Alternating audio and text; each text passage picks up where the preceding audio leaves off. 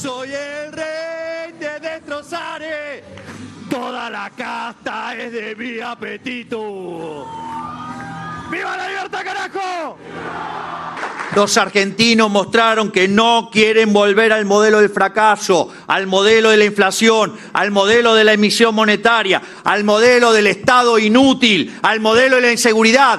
Los argentinos le dijeron, basta al populismo, populismo nunca más.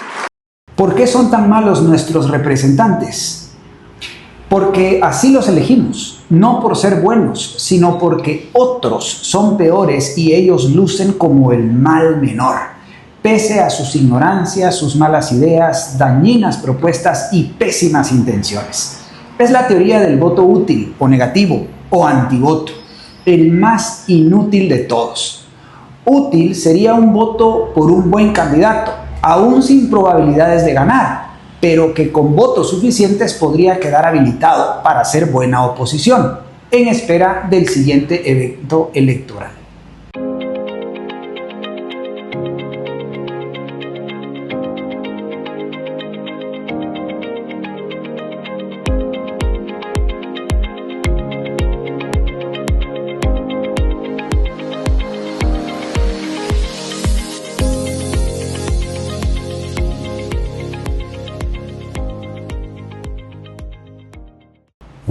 Saludos liberales clásicos del Foro Liberal de América Latina, sean bienvenidos una vez más a estos espacios de infoeducación política en materia de política internacional que desde el Partido Fusionista en Guatemala lanzamos con el ánimo de inspirar a los guatemaltecos de bien y a los demás latinoamericanos que nos están sintonizando a través de las plataformas oficiales del Foro Liberal de América Latina y del canal del Partido Fusionista, para activar políticamente y encauzar el proyecto que puede convertir a nuestros países y a nuestra región en una verdadera potencia mundial, algún día. Como ya habrán escuchado en la introducción, hoy vamos a hablar de el mal menor y de por qué no ganó Milei, perdió el peronismo en Argentina en las recientes elecciones. Sean bienvenidos, es un gusto encontrarme con el presidente del Foro Liberal de América Latina y secretario general del Partido Fusionista en Guatemala, Jorge Chapas. Bienvenido, Jorge, qué gusto encontrarlos nuevamente. Gracias, Gabriel, qué gusto encontrarte nuevamente en estos micrófonos y saludar a nuestros espectadores en el ancho y largo de esta nuestra América Latina, sumida en tanto caos, ¿no? Pero bueno, aquí estamos con el ánimo de enseñar, inspirar y comprometer. Desde ya los invitamos a que nos acompañen hasta el final de este video, que se lo vean completo, que se suscriban a nuestro canal de YouTube si no lo han hecho, déjennos sus likes, sus comentarios, pero desde luego lo más importante, que activen políticamente junto con esta plataforma política continental. Jorge, como bien lo dice nuestro continente, todas las semanas afortunadamente hay un tema para venir a discutir, pero lamentamos que sean temas, pues digamos, propios del salvajismo político, como lo son los bombazos, una vez más. Un bombazo en el Caribe, 14 muertos gracias a las salvajadas del megalómano del presidente Donald Trump, que cree que el Caribe es su patio trasero para tirar cohetes. También vivimos crisis como la de Brasil recientemente, en Río de Janeiro, un enfrentamiento entre fuerzas de seguridad y narcotraficantes, y lo que captura la atención de nuestros habitantes en el continente hoy por hoy, ¿no? La triunfal victoria de Javier Milei. ¿De veras ganó Milei este proceso electoral? Un proceso electoral en Argentina de elecciones legislativas que, dicho sea de paso, es histórico porque presentó muy poca afluencia en comparación a los procesos electorales anteriores, ¿no? Así es, Gabriel. Primero poner en relieve el tema del alto abstencionismo que hubo en Argentina. Es un dato al cual no se le para bola, pero nosotros los liberclásicos, fusionistas del Foro Liberal de América Latina, rápidamente lo que vemos son estos indicadores de abstencionismo, porque el abstencionismo es una expresión política que lamentablemente no se contabiliza por lo general, o no se introduce como parte de la ecuación, ¿no? Y lo que sucede es que Argentina, con más o menos unos 35 millones de electores, Javier Milei pues ganó estas elecciones legislativas, creo que coloca más de 100 entre diputados y senadores en la Asamblea Legislativa. En realidad pues le votaron únicamente 9 millones, ¿no? Eso pues te da el análisis recae rápidamente en que tanto el abstencionismo como el voto duro del peronismo, que votó a la otra expresión política, que es Fuerza Patria, pues realmente nosotros, como lo interpretamos, es en que perdió el peronismo, ¿ya? Y Milei, aunque ciertamente tuvo un triunfo electoral, nos parece que eventualmente tiene una derrota política. No es lo mismo que tú tengas un triunfo electoral, pero políticamente salgas derrotado. Claro. Y creo que el tiempo va a ir dándonos la razón. Escuchaba yo en uno de los videos de nuestras fuentes de información, hoy por lo general de izquierdas, pero serias, en que en el caso de las elecciones legislativas del periodo último de Mauricio Macri, sí, es cierto, sucedió lo mismo, ¿no? Un fenómeno muy parecido en el que él gana abrumadoramente las elecciones legislativas y 6 meses después se cae por completo el aparente posicionamiento político que tenía aquella expresión del PRO, ¿no? Que es la expresión que él lidera. Bueno, ya veremos cómo se van desenvolviendo la política, el experimento anarcocapitalista en Argentina, un experimento que de verdad está dejando muchas secuelas y efectos negativos en los sistemas políticos y en el pensamiento generalizado de la gente, ¿no, Gabriel?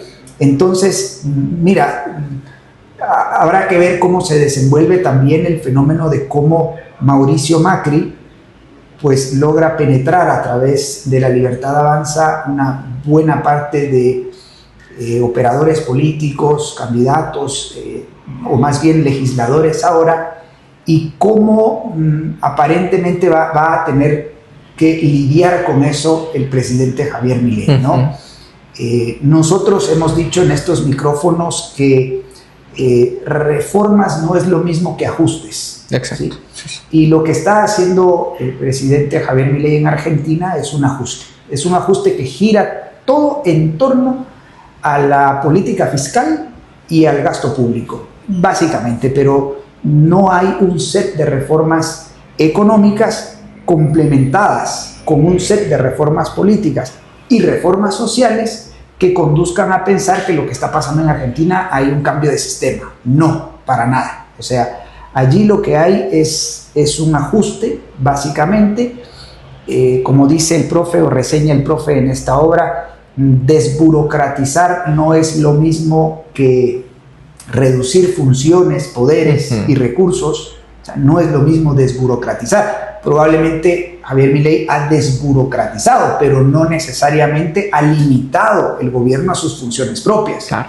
Así que, una vez más, nosotros, como lo hemos dicho en la introducción, lo que tenemos en nuestros países son malos representantes, ya sea de izquierdas o de derechas malísimas, pésimas, como la de Javier Milei, que pues engaña a la gente, Gabriel, y engaña a gente de la talla de Walter Block, por ejemplo, que es un defensor del anarcocapitalismo y bueno, lanzó un video recientemente en defensa y celebrando este triunfo electoral de Javier Milei.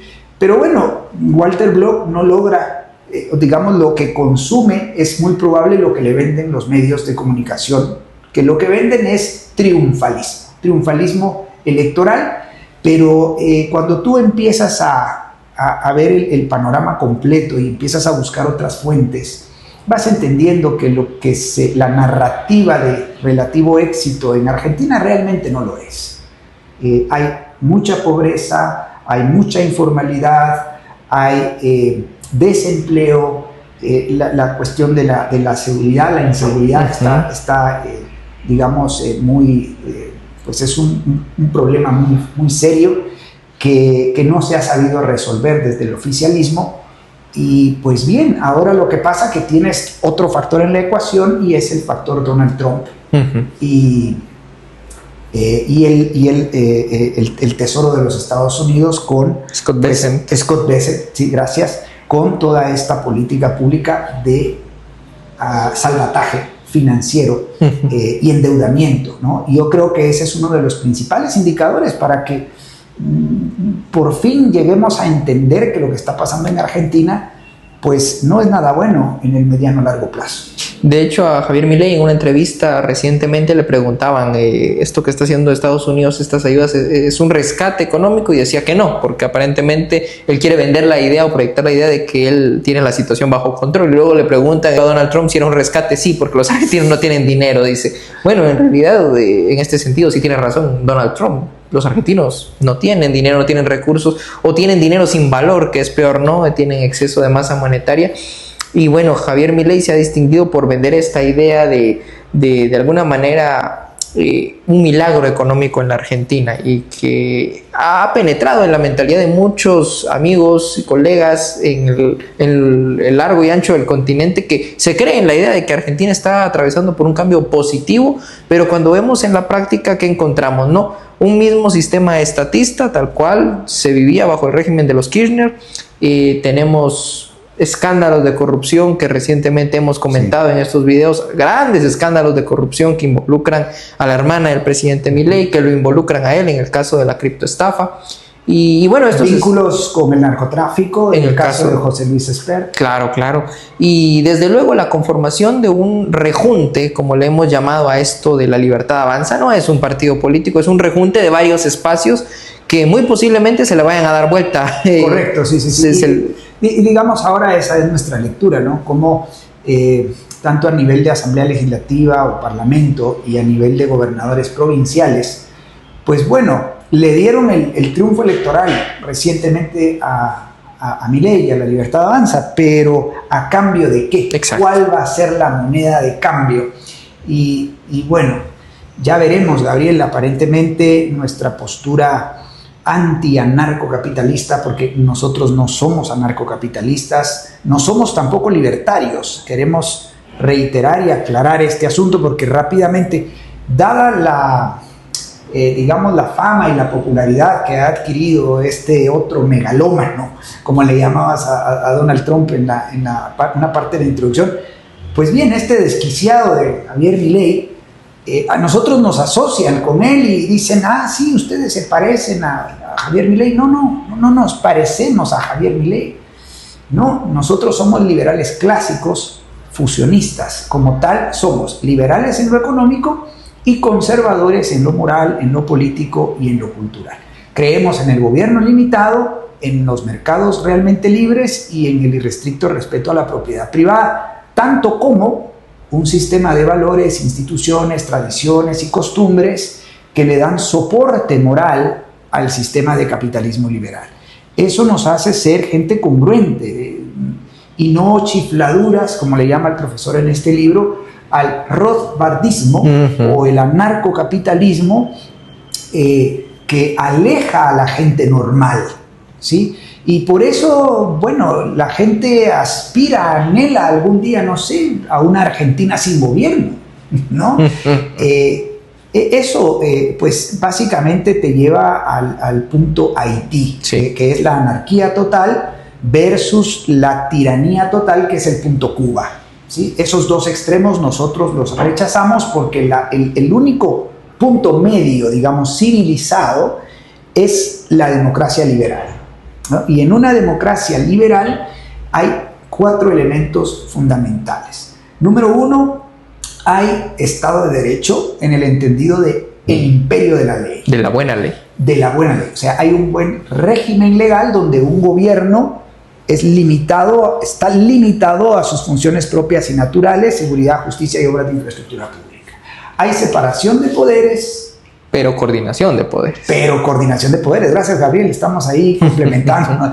Hay separación, y sí, claro que hay separación, pero fundamentalmente hay coordinación entre los 3 poderes del Estado, ¿sí? La gente ve este tema de la separación como, no sé, lo entienden mal, ¿no? Sí, claro. No debe haber ni siquiera una... No, al contrario, digamos, hay formas de cooperar y coordinar los sistemas. Por ejemplo, paréntesis en esta descripción, el hecho de que exista un Ministerio de Justicia dentro del organismo ejecutivo, está bien, no hay no se rompe con el principio de separación de poderes en tanto y en cuanto ese Ministerio de Justicia asista ejecutivamente en la práctica de la justicia que debe ejercer el organismo o el Poder Judicial. Claro. Cierro paréntesis. Pluralismo político. ¿Esto qué significa? Bueno, que hay un sistema de partidos políticos Privados. Ahí está. De verdad que esto no lo ensayamos. Está funcionando al 100. Esos partidos políticos deben ser completamente privados. Y hoy no son privados. Hoy son brazos del estatismo que operan al amparo de leyes de partidos políticos que prescriben todo lo que un partido político es, debe ser. Y de esa cuenta, ideológicamente, todos son exactamente lo mismo. Exactamente. Hay básicamente uniformidad ideológica. ¿Sí? Todos suscriben las políticas estatistas.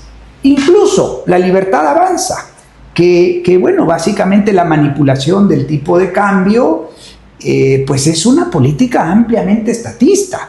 No, pero que se liberó. Bueno, sí, se liberó para unos, pero no para otros. Esas son políticas estatistas. No, pero es que es gradual. Bueno, el gradualismo no funciona. Nosotros lo hemos insistido desde hace años, lo venimos diciendo como Foro Liberal de América Latina. Y entonces, bueno, debe existir pluralismo político. Y finalmente, pues básicamente un respeto a los derechos fundamentales, a los derechos civiles, que son básicamente 3. Vida, libertad y propiedad privada. Bueno, esos son los 4 elementos que sostiene a una democracia liberal. Plena. Hoy por hoy en América Latina no tenemos democracias liberales. Lo que tenemos son democracias patológicas, sí. Democracias incompletas, por decirlo de alguna manera, porque no se respetan estos derechos civiles fundamentales.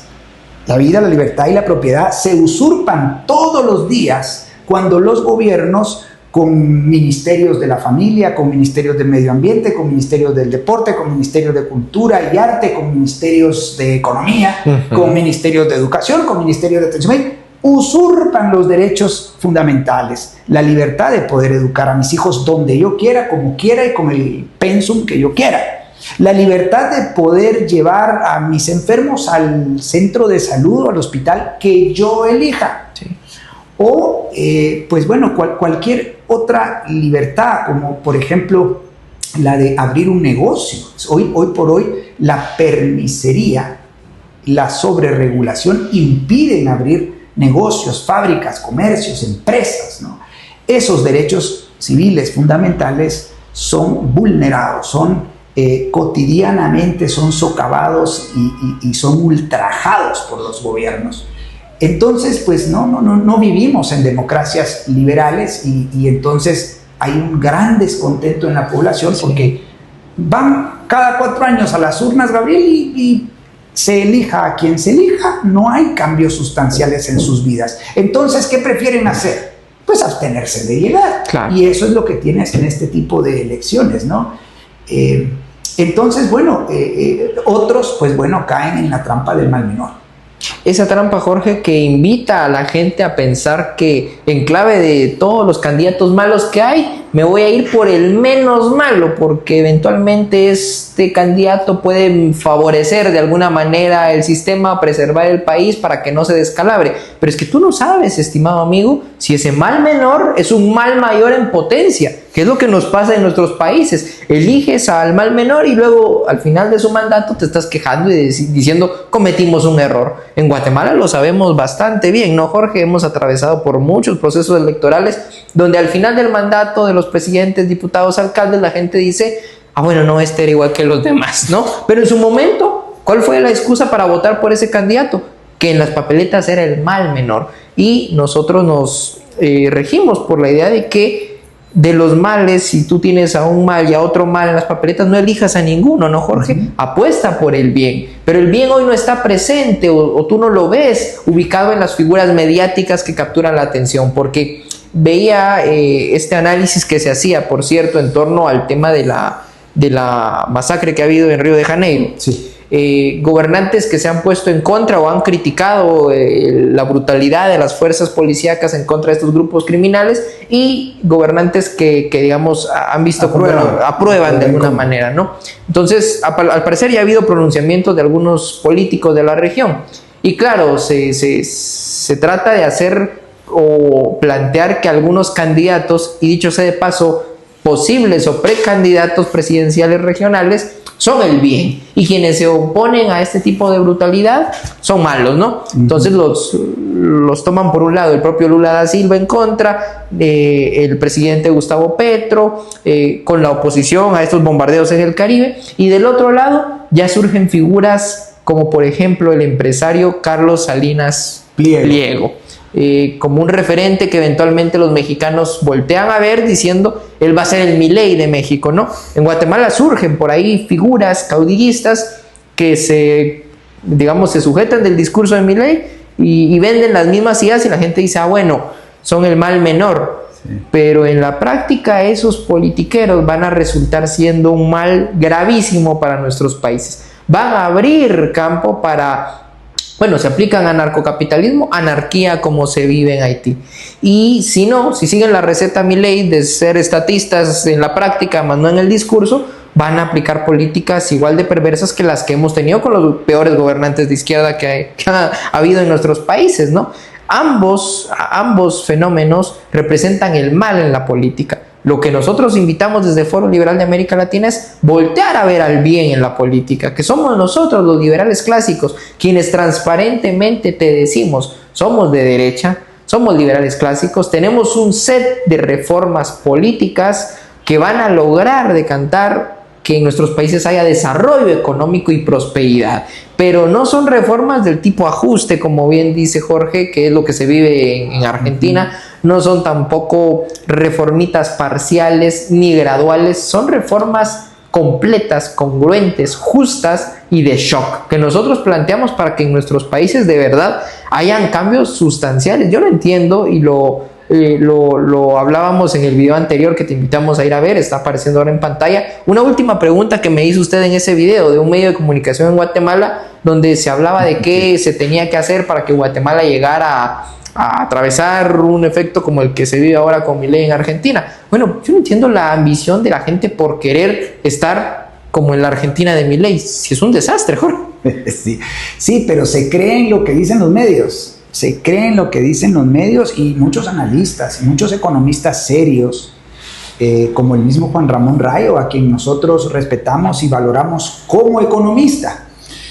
Y sin embargo, mantienen una posición obsecuente, ¿no? Una posición alcahueta con este ajuste que lleva Milei y que nosotros hemos juzgado pues como una muy mala experiencia para América Latina, porque no va a provocar los supuestos efectos que dice que provocan, sino lo que va a lograr es que la teoría del péndulo, pues en esa teoría, en ese juego que hay en política, pues venga la izquierda recargada, ¿no? Y bueno, va muy mal. Esto va muy mal en el mediano largo plazo, aunque hayan triunfos electorales, digamos, en este inmediatos, digamos. Ahora, yo quiero resaltar dentro de todo este esquema, un poco para ir ampliando, ya, bueno, tú ponías el contexto hoy por hoy en Brasil en el tema de la lucha contra el narcotráfico, de lo cual hemos hablado mucho desde estos micrófonos, pero algo que me llamaba poderosamente la atención y que hay que ponerlo y dejarlo muy claro es el altísimo nivel de deuda pública que está adquiriendo Argentina y cómo dentro de todo este esquema entra la doctrina Donald Trump y Scott Bessent, ¿no? que ahora son una especie de zar financiero, ¿no? Para la Argentina. ¿Y por qué lo está haciendo Donald Trump?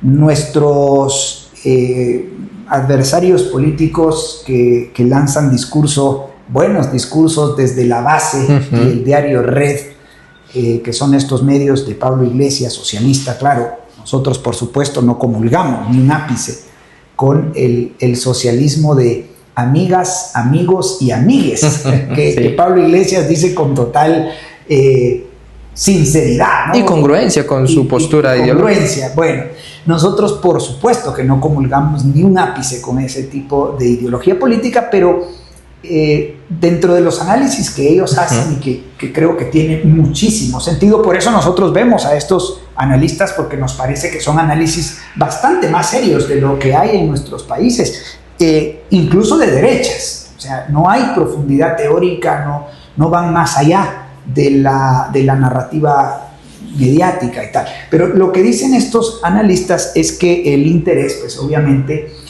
son los recursos económicos de origen natural, ¿sí?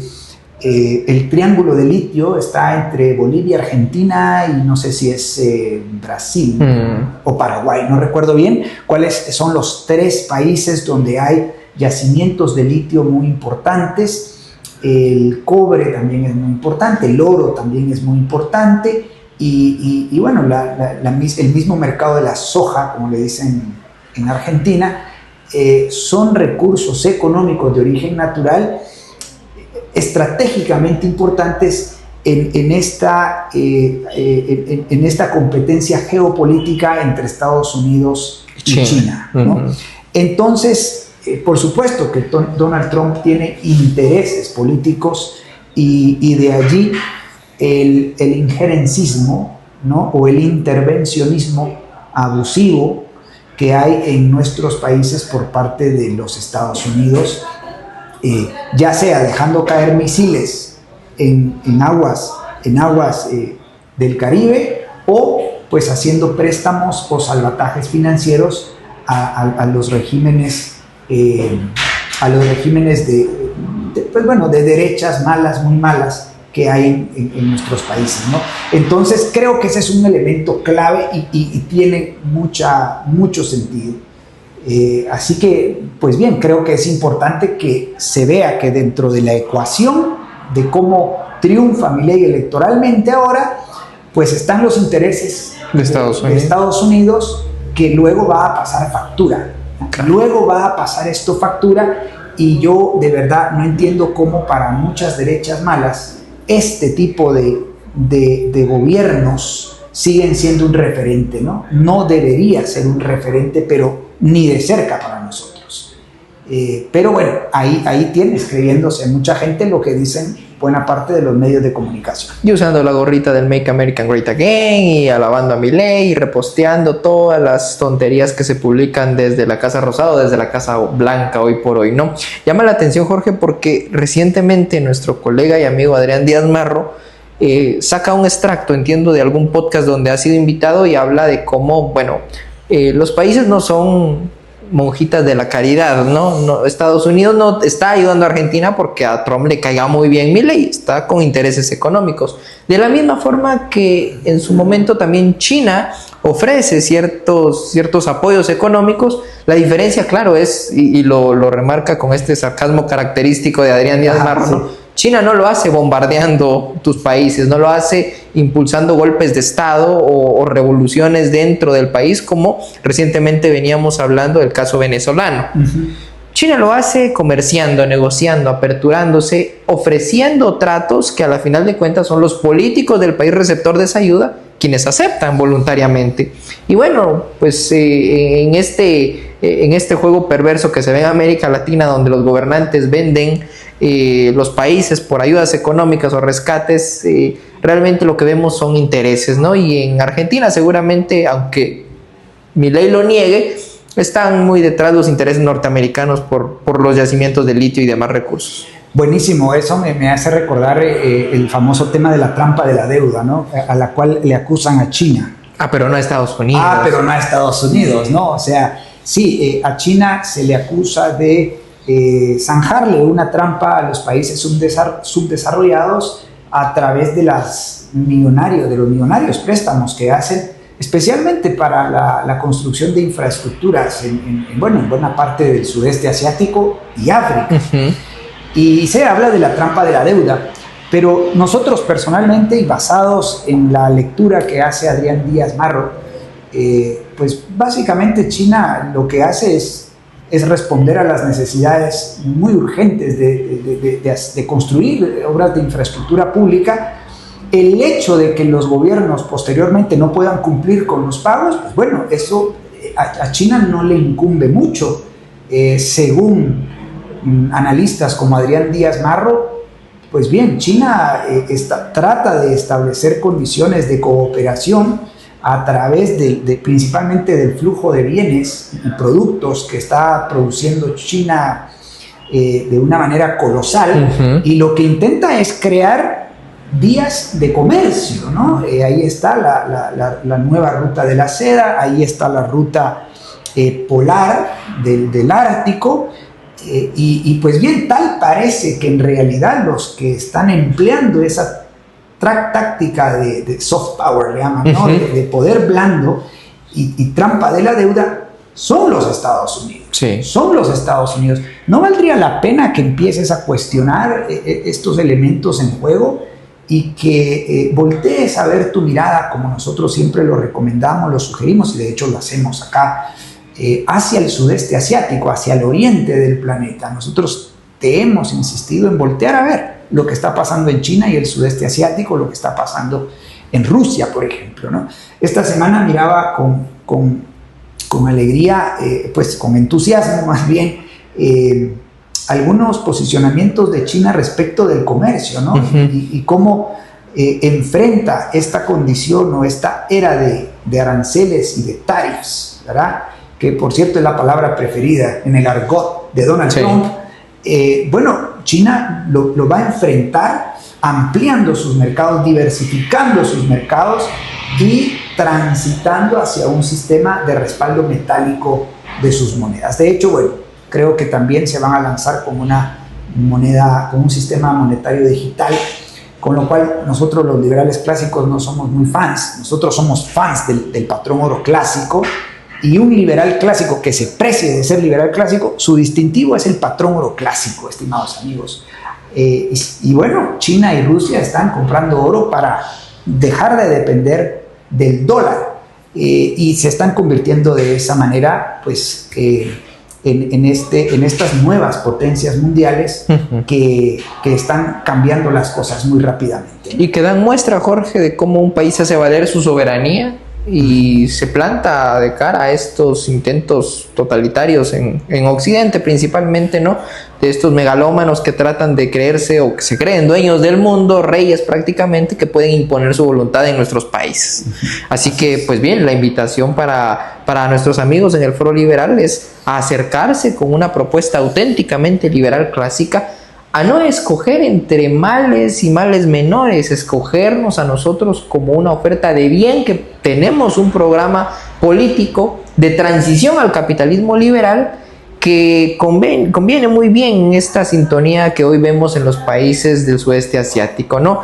Transformarnos en una región, nosotros le llamamos los jaguares latinoamericanos, una región de países desarrollados, pues demanda una serie de acciones políticas profesionales, y empieza cambiando tu mentalidad, estimado amigo, cambiando el chip, dejando de ver como referentes a Donald Trump, a Javier Milei, a María Corina Machado, dejando de creerte mentiras como la de que Rodrigo Paz es un presidente de derechas, creyéndote la idea de que Daniel Noboa está haciendo grande a Ecuador, y apostando realmente por acciones concretas como lo son la puesta en práctica de las 5 reformas, aplicando estas reformas de shock, constituyendo partidos políticos de derecha liberal clásica que puedan ser en algún momento electoralmente fuertes. Jorge lo decía en la introducción, ¿no? A lo mejor, y sí, somos fuerzas muy pequeñas, somos grupos disminuidos en la región, liberales clásicos se cuentan con la palma de la mano, pero bueno, sin tu apoyo nunca vamos a ser electoralmente grandes o fuertes. Necesitamos tu apoyo para llegar a ser primero oposición y eventualmente poder hacer un gobierno de transición hacia el capitalismo liberal.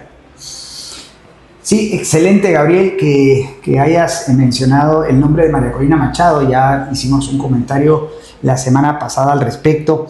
Yo sé que ya estamos terminando nuestro video, pero no quería dejar de mencionar el más reciente artículo de Daniel McAdams desde el Ron Paul Institute, donde nos informa de cómo el Consejo Noruego de la Paz rechaza al ganador del Premio Nobel de la Paz, ¿no? Y tienen un tradicional desfile con antorchas, me parece, en celebración de la elección del Premio Nobel de la Paz. Este año han rechazado hacer esa tradicional marcha con antorchas porque rechazan el premio a quien se le fue otorgado, ¿no? Y la verdad, nosotros celebramos, yo lo hice público en una publicación en Twitter, en X, celebramos que hayamos coincidido con Daniel McAdams y con el Ron Paul Institute, con el Dr. Paul, que es nuestro referente liberal clásico en América, ¿verdad? Y pues bien, mira qué curioso, yo los invito a irse al sitio web del Ron Paul Institute y leerse el artículo de Daniel McAdams. Ahí hace alusión a cómo María Corina Machado ha mantenido incluso comunicaciones directas con Netanyahu para fogonear, digamos, la causa de Israel en el Medio Oriente, cómo ha fogoneado también las incursiones militares en Venezuela. Eso no es, digamos, un medio para alcanzar la paz verdadera, genuina, completa. No, para nada. O sea, nosotros sostenemos que la paz, digamos, el salir de estas tiranías de izquierda que viven países como Cuba, Venezuela y Nicaragua, pues es a través de un proceso político que al menos vemos en dos grandes momentos, ¿no? Lo que se llama la liberación, que es básicamente liberarse del régimen, de los regímenes tiránicos, no dictatoriales, tiránicos, y luego la transición. La liberación y la transición son dos procesos políticos diferentes. Para que ello se dé, lo primero que debe existir es una oposición real, genuina, completa, antisistema, no anti-Maduro, no anti-Chávez, no anti-Ortega, no, es una oposición antisistema estatista o social mercantilista que predomina en estos países, una oposición que plantee una salida negociada, ¿sí? Claro, eso cada vez se hace más difícil en esos contextos donde pues ya, digamos, que ya no hay libertades de expresión, ya no hay libertad de prensa, ya no hay ni siquiera las libertades de asociación, ¿sí? Que podría permitir que emerja una oposición realmente de derechas, porque eso no es María Corina Machado. María Corina Machado es centro derecha en el mejor de los casos, sino centro izquierda, ¿no? Pero se le pegan a Donald Trump y entonces todo el mundo cree que Donald Trump es un representante de derechas y no, pues bueno, en todo caso es una derecha mercantilista, proteccionista, alguien que se precie ser de derecha buena no puede estar pensando en aranceles, en tarifas, no puede estar pensando en una lucha frontal contra un fenómeno como el narcotráfico, que hay que enfrentarlo por los cauces de la oferta y la demanda. Hay que entenderlo como un fenómeno económico y bueno, eso pues no está en la cabeza de estos gobernantes como Donald Trump. Así que, bueno, celebrar que coincidamos con Daniel McAdams y el Ron Paul Institute, Gabriel. Así que lo que resta es invitar a nuestros espectadores a que conecten con nosotros y especialmente que se sumen a los lunes de Mansuetti. No sé si quieres hablar un poco de eso. Desde luego, esta iniciativa, gracias a Canal Antorchas por seguir refrescando y manteniendo esas células de formación con el profe activas. Si tú has sido consumidor de nuestros videos y te interesa saber muchísimo, en primera instancia te invitamos a que puedas hacerte de un ejemplar de este libro, que es el libro más reciente del profesor Alberto Mansuetti, Las derechas malas, ¿por qué la izquierda manda? De verdad, invitadísimo a que puedas profundizar en tus lecturas y entender. Una vez que tú adquieres un libro como este, te surgen muchísimas dudas. Bueno, para eso, invitado a que puedas inscribirte a estos lunes del profe para tener acceso a estas sesiones con el profesor Alberto Mansuetti y despejar todas tus dudas. Invitadísimo a que no solo llegues de espectador y a oír, a que puedas consumir, leer y de las dudas que te surjan, ir y cuestionar y desde luego recibir retroalimentación del único único referente liberal clásico y exponente del liberalismo clásico en América Latina. Así que invitadísimo a que puedas inscribirte. Vamos a dejar en la descripción de este video el enlace donde puedes hacerlo, y de igual forma para nuestros amigos de Guatemala, invitados a participar del próximo evento de infoeducación fusionista que vamos a estar desarrollando el miércoles 12 de noviembre a partir de las 6 de la tarde en el restaurante El Adobe. Está sobre la Séptima Avenida de la Zona 1. Es un evento donde vamos a dar a conocer a más grandes rasgos y más amplitud el proyecto político de las 5 reformas, este programa de transición al capitalismo, y vamos a decirte no lo que quieres escuchar, sino lo que necesitas escuchar. Así que invitadísimo a que puedas también ingresar al enlace que estará en la descripción de este video para conocer más de cuál es el proceso de inscripción. Jorge, mientras tanto, nosotros seguimos formándonos, estudiando sobre los temas regionales y preparándonos para asumir el rol que nos compete. Ser primero una buena oposición y eventualmente con tu apoyo poder llegar a ser un gobierno de transición para ver a nuestros países liberados de los regímenes tiránicos y, ¿por qué no?, convertir a nuestros países en verdaderas potencias mundiales. Sin más, seguimos avanzando sin prisa pero sin pausa, con Dios y con la verdad por delante.